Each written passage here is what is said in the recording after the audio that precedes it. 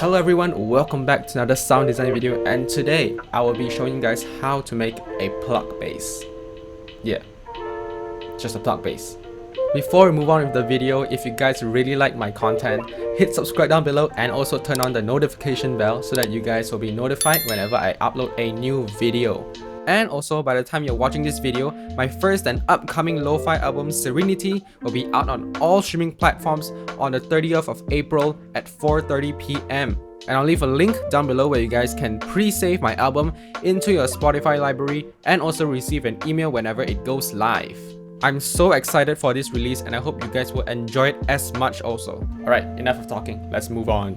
Alright, so this is how a pluck bass sounds in context with a kick and a clap.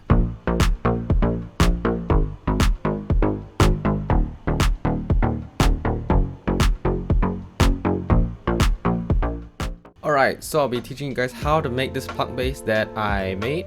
It's not actually that complicated as what you think, so let's head on. Alright, so I've just opened a new instance of Vital, and what we're gonna do first is actually we're gonna use the initial wavetable that it gave us, which is a saw wave with nothing on it. This is how it sounds like.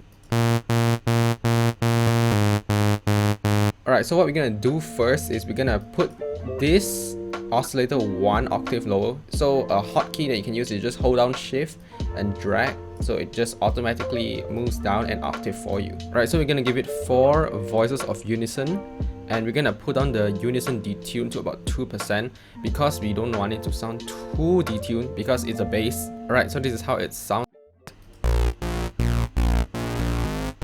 So what we're gonna do next before we move on to the oscillator 2, and we're gonna mess around with the envelope because that's what really shapes the pluck sound. Alright, so let's mess around with it.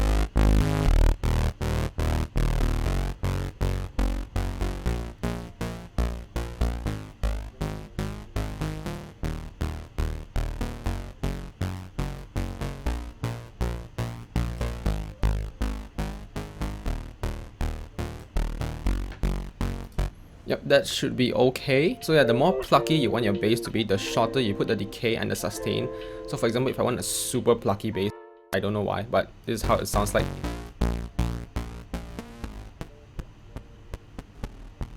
So yeah, that's not what I want. I want it to have a little bit of body.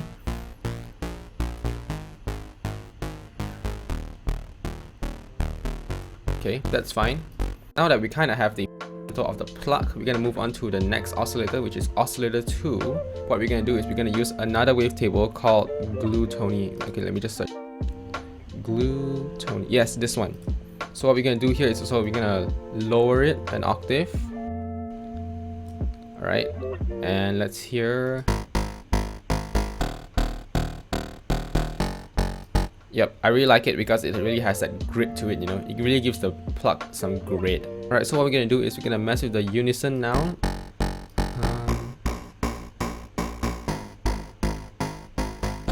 Yep, that sounds good. Alright, let's move the wavetable position a bit because I don't really like the initial sound.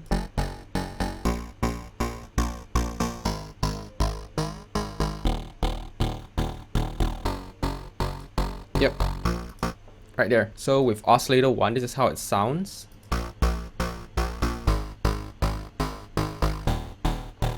Okay, it's getting there, it's getting there. So for oscillator 3, what we're gonna do is we're gonna find something that kinda has that crispy high end, but not too much. So I found this wavetable that I like called Angry Electric Dog. Is it?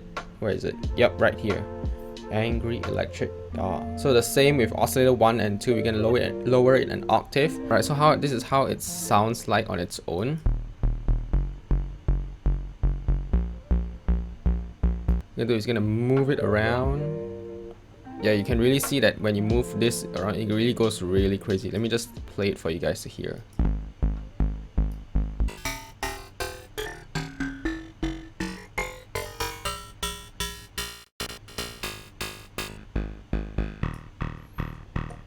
Yeah, it really has a lot of things going on right there.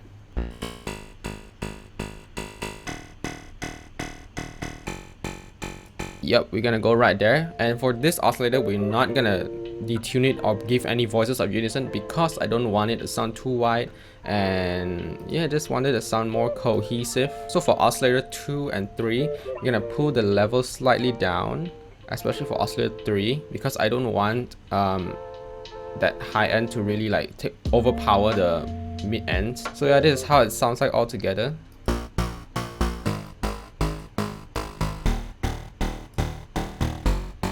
Alright, so now this is where the magic happens, where you'll be using the filter. We're gonna use filter 1, alright? We're gonna route all of it to filter 1, oscillator 1, 2, and 3, alright? So what we're gonna do is, we're gonna pull the resonance down. Maybe, you know what, maybe you can give it a little bit of resonance. And we're gonna choose a 24 dB analog filter. And so what we're gonna do here is we're gonna use envelope 1, alright? You can just drag it, left click and drag.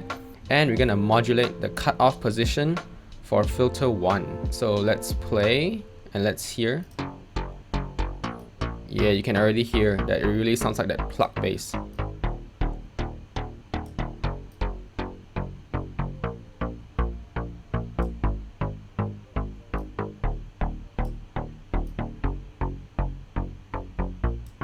So yeah, if you just want that really low end, you can, you just put the amount slightly lower. If you really want it high end also like this, yeah, you can just crank it up really high and you allow all the high end to come through. But sometimes I prefer it slightly lesser, something like this, just very subtle but really good. Yeah. So yeah, if you guys want the filter to open longer or shorter, you can just continue to mess around with the envelope 1 here, which controls the volume also.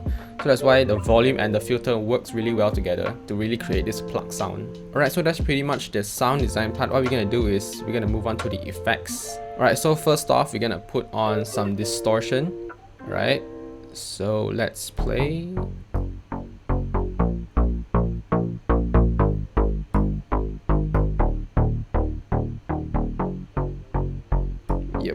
So just some soft distortion, just to add in some extra harmonic, so that you can really play through when you hear it from your phone. If you really want to go like crazy, what you can do is you can just select hard clip or whatever modes that you like here and just go crazy, man. Let's hear. Oh my gosh. Right, so basically this distortion effect here really just fattens up the low end. Alright, so next we're gonna EQ it a little bit. Right, we're gonna put a high pass here because I don't want the low frequencies to clash with any sub bass that you have in your track. Alright.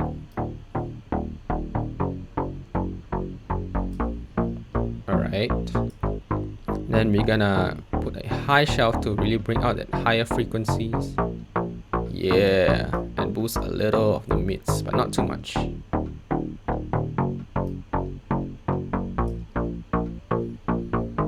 Right, so next what we're gonna do is we're gonna add a reverb. It's totally optional. I'm just adding this just to give it some space. But if you do want to put on a reverb, make sure you cut off the low end because you don't want that low end to create a lot of rumble in your mix, which will make it sound super muddy. So we're just gonna cut off some low end. You can leave the high end about there, I guess. And let's take a listen.